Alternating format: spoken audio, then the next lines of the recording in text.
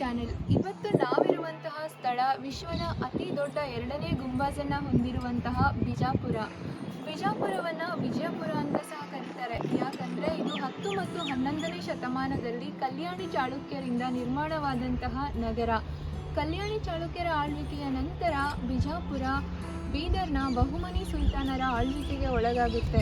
ಬಹುಮನಿ ಸುಲ್ತಾನರ ಸಾಮ್ರಾಜ್ಯ ಒಡೆದು 5 ರಾಜ್ಯಗಳಾದಾಗ ಬಿಜಾಪುರ ಅಥವಾ ಈಗಿನ ನಮ್ಮ ವಿಜಯಪುರ ಆದಿಲ್ಶಾಹಿ ಸುಲ್ತಾನರ ಪಾಲಾಗುತ್ತದೆ. ಆದಿಲ್ ಶಾನ ಗೋರಿಯಾಗಿ ಕಟ್ಟಲಾದಂತಹ ಸ್ಮಾರಕವೇ ಗೋಲ್ ಗುಂಬಾಜ್.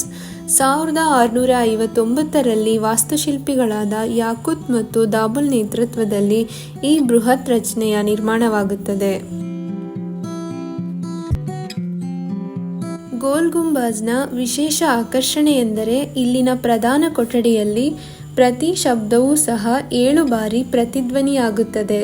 ಇಲ್ಲಿರುವ ಪಿಸುಗುಟ್ಟುವ ಶಾಲೆ ಅಥವಾ ವಿಸ್ಪರಿಂಗ್ ಗ್ಯಾಲರಿಯಲ್ಲಿ ಅತಿ ಸಣ್ಣ ಶಬ್ದವೂ ಸಹ 37 ಮೀಟರ್ವರೆಗೆ ಸ್ಪಷ್ಟವಾಗಿ ಕೇಳಿಸುತ್ತದೆ.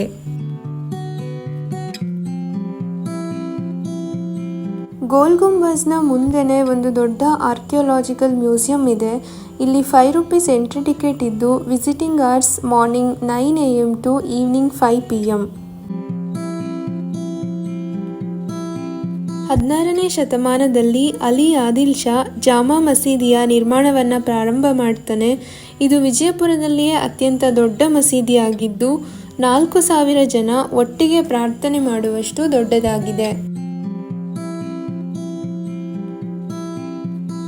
ಆದಿಲ್ ಶಾಹಿ ಅವಧಿಯ ಕೊನೆಯಲ್ಲಿ ನಿರ್ಮಾಣಗೊಂಡ ಜೋಡ್ ಗುಂಬಾಜ್ 1687ರಲ್ಲಿ ಪೂರ್ಣಗೊಂಡಿತು. ಇದು ಖಾನ್ ಮುಹಮ್ಮದ್ ಮತ್ತು ಅವನ ಆಧ್ಯಾತ್ಮಿಕ ಸಲಹೆಗಾರ ಅಬ್ದುಲ್ ರಜಾಕ್ ಕಾದಿರಿಯ ಸಮಾಧಿಗಳನ್ನು ಒಳಗೊಂಡಿದೆ. ದಕ್ಷಿಣದ ತಾಜ್ ಮಹಲ್ ಎಂದು ಕರೆಯುವ ಇಬ್ರಾಹಿಂ ರೋಜಾ, 2ನೇ ಇಬ್ರಾಹಿಂ ಆದಿಲ್ ಶಾ ಮತ್ತು ಅವನ ಹೆಂಡತಿಯ ಸಮಾಧಿಗಳನ್ನು ಒಳಗೊಂಡಿದೆ. ಆದಿಲ್ ಶಾಹಿಗಳ ನಂತರ ಈಗಿನ ನಮ್ಮ ವಿಜಯಪುರ ಹೈದರಾಬಾದ್ ನಿಜಾಮರ ಆಳ್ವಿಕೆಗೆ ಒಳಪಡುತ್ತೆ. ಅನಂತರ ಮರಾಠ ಪೇಶ್ವರು ವಶಪಡಿಸಿಕೊಳ್ತಾರೆ. ಕೊನೆಗೆ ಆಂಗ್ಲೋ ಮರಾಠ ಯುದ್ಧದಲ್ಲಿ ಮರಾಠರು ಸೋತಾಗ ಈಸ್ಟ್ ಇಂಡಿಯಾ ಕಂಪನಿಯ ಪಾಲಾಗುತ್ತದೆ. ಮಲಿಕಿ ಮೈದಾನ್ 16ನೇ ಶತಮಾನದ ಅತಿ ದೊಡ್ಡ ಫಿರಂಗಿಯಾಗಿದ್ದು ಇದನ್ನು ತಾಮ್ರ, ಹಿತ್ತಾಳೆ, ಕಬ್ಬಿಣ ಮತ್ತಿತರ ಲೋಹಗಳಿಂದ ಮಾಡಲಾಗಿದ್ದು ಇದು 55 ಟನ್ ಭಾರವಾಗಿದೆ. ಕ್ರಿಸ್ತಶಕ 1672ರಲ್ಲಿ 2ನೇ ಆದಿಲ್ ಶಾ ನಿರ್ಮಿಸಿದ ಬಾರಾ ಕಮಾನ್ ಅಪೂರ್ಣ ರಚನೆಯಾಗಿದೆ. ಈ ಸಮಾಧಿಯು 12 ಕಮಾನ್ಗಳನ್ನು ಹೊಂದಿದ್ದು ಅವನ ಸ್ವಂತ ತಂದೆಯಿಂದಲೇ ಕೊಲೆಯಾದ ಕಾರಣ ಸಮಾಧಿ ಮತ್ತು ಕಮಾನುಗಳು ಅಪೂರ್ಣವಾಗಿ ಉಳಿದಿವೆ.